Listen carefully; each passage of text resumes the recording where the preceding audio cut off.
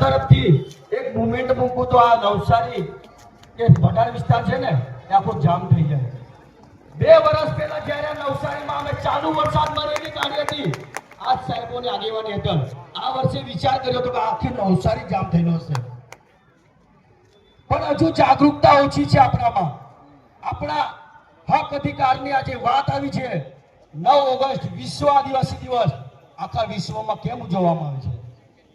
વિશ્વ આદિવાસી અધિકાર દિવસ 13 સપ્ટેમ્બર આખા વિશ્વની અંદર કેમ ઉજવવામાં આવે છે?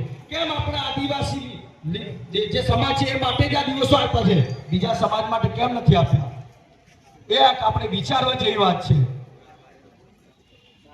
આજે દાહોદ વિસ્તાર, હું દાહોદ વિસ્તારમાંથી સુરતમાં રહું છું.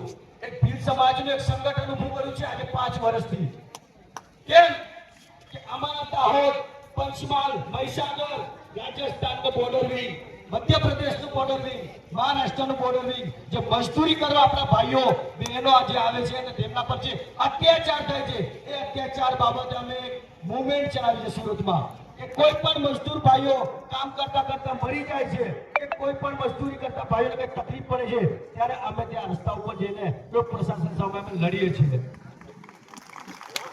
આજે વિશ્વ આદિવાસી અધિકાર દિવસ નિમિત્તે યુવાઓને હું પ્રેરણા આપું